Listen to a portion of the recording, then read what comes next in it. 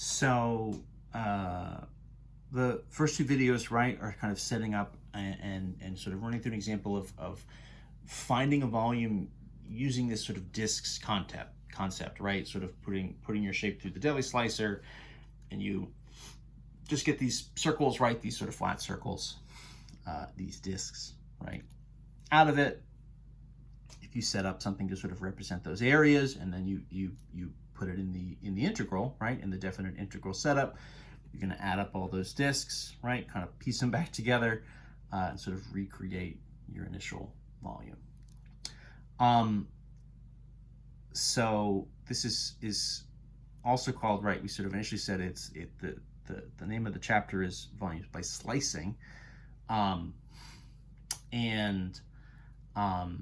what we said is it's kind of via discs and washers. So what the heck is a washer? What do we mean by that? So washer looks like you put like a bolt or something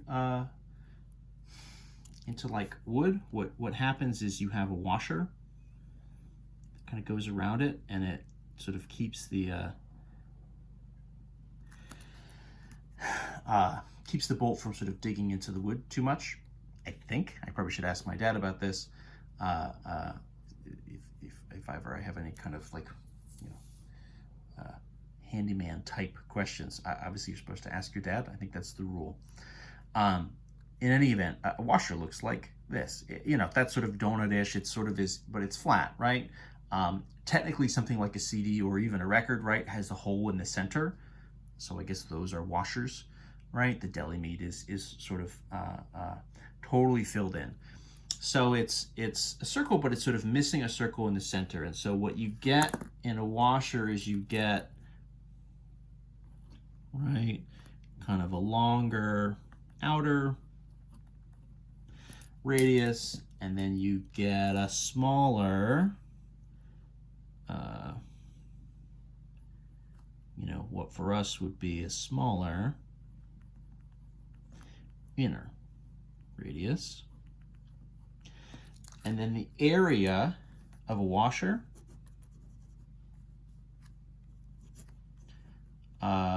it's not really any fancier than just having the area of the outer circle minus the area of the bigger.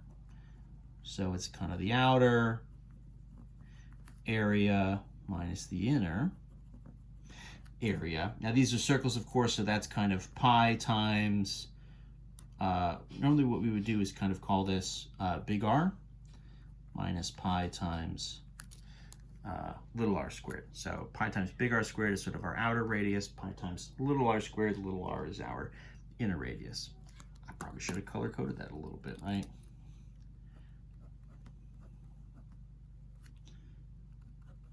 This is big R is the outer, this is in green, this is little r.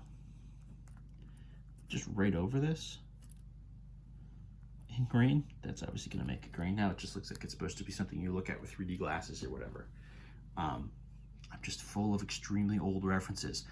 There used to be 3D glasses where they would be a red lens and a green lens. Now when you go to the movies and you watch something in 3D, there's no coloring on the lenses. It's a whole different setup. Never mind, it's not important. Ask, I don't know, probably you have to ask your grandparents about it at this point. So the area of our washer is the outer area minus the inner area. So this is a pi r squared minus another pi r squared. And so it's just whatever those two different radiuses are to get us there. Now, this is all well and good. This is a very interesting story, Professor, but why do I care about this? What does this matter at all? Excellent question, student. Thank you for this semi-respectful question. So for us, right, we're going to use this if we rotate a region between curves. So if we have to take something that's not just the area from the function just down to the axis, if we end up with some sort of a rotation that is, you know, if we rotate an area that's sort of between two curves around the axis, what we're going to get is a little bit of a different picture. Let me sort of draw you a super generic version, and I'll even go so far as to kind of color code it a little bit. So maybe I've got, I don't know, I'm going to do a super generic, just like, right, here's my outer curve f of x. Here's my kind of smaller one, g of x, and I'm going A to B, shift this up into frame. So I'm taking this region, right, this guy, and then that's getting rotated. So what you get, right, boy, this is a little tricky to draw. Super clever, friend. I don't know, something kind of like this. Right. I know this is, oh no, it's not out of frame. That's thankful.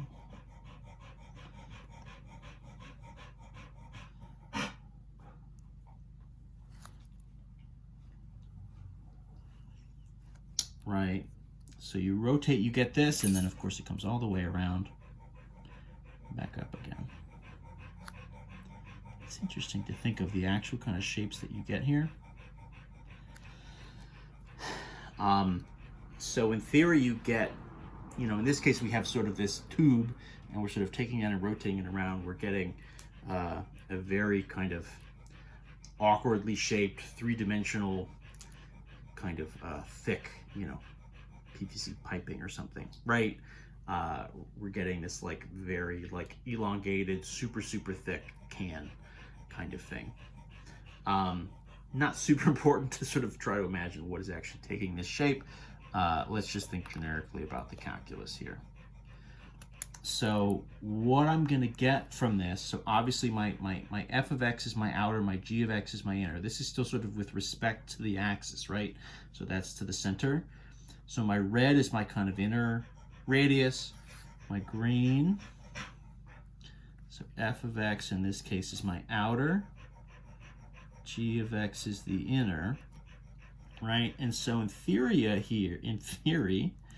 here my volume should be going from A to B. I should have kind of pi times big R squared minus pi times little r squared dx. I get something that looks kind of like that, right? And so then for us, that's going to be A to B pi times, right, f of x squared minus pi times g of x squared. And then if you're got your eagle eyes on, not sure why I gave up on the color coding here, right?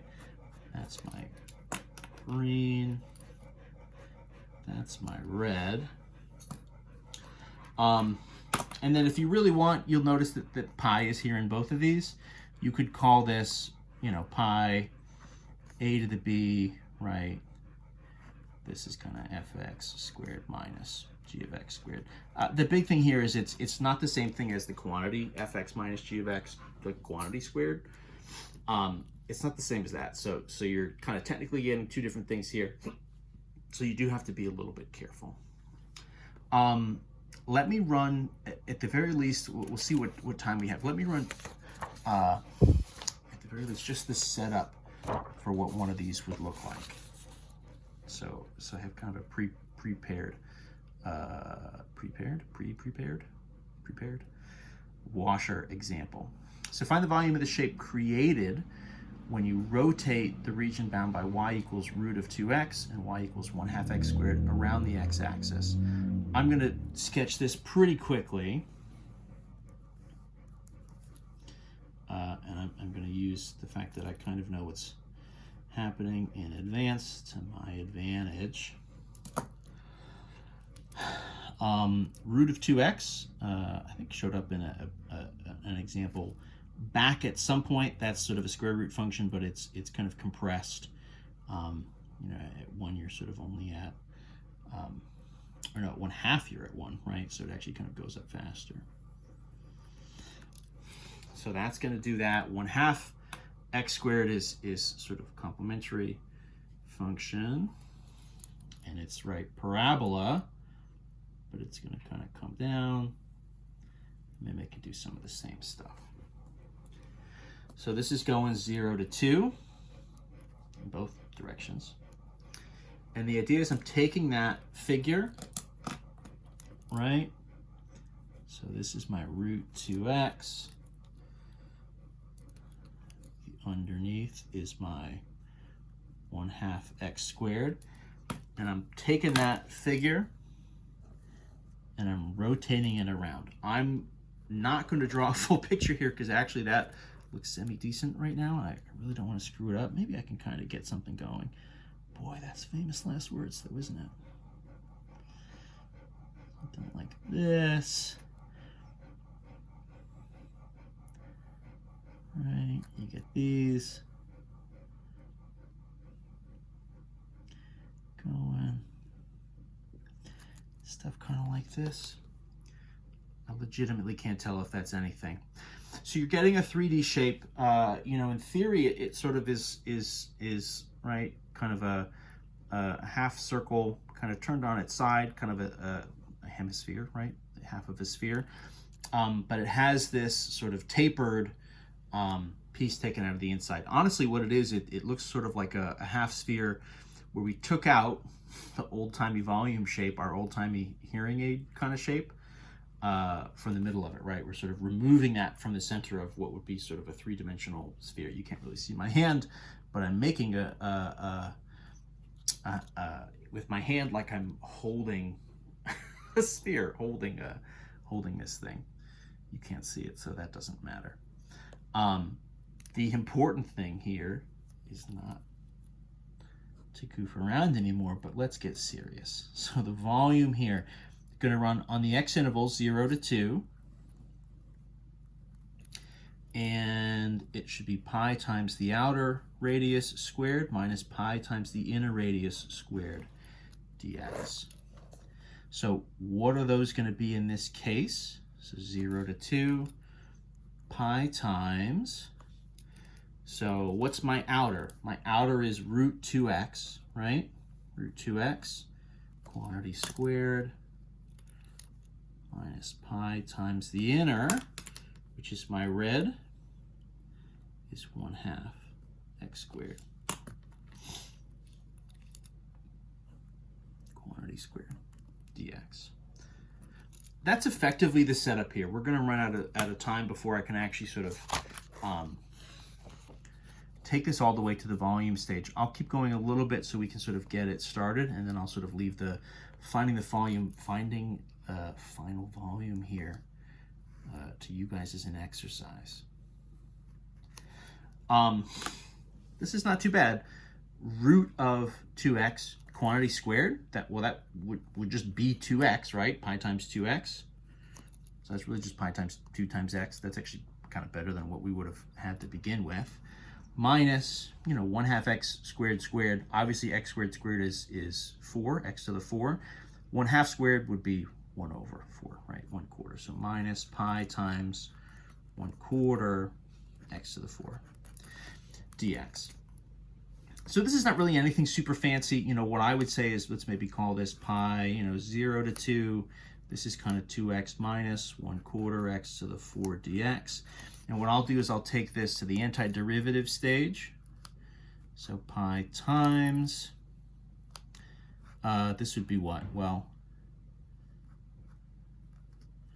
2x squared over 2 minus 1/4 x to the 5 over 5 from 0 to 2. So that's going to be pi times x squared minus 1 over 20, right? 4 times 5, x to the 5.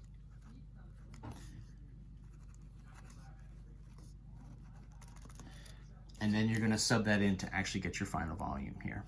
Running out of time, but, reach out to me. Let me know. Post it in the comments, whatever the final volume is. You guys are pretty clever. I bet you can find it.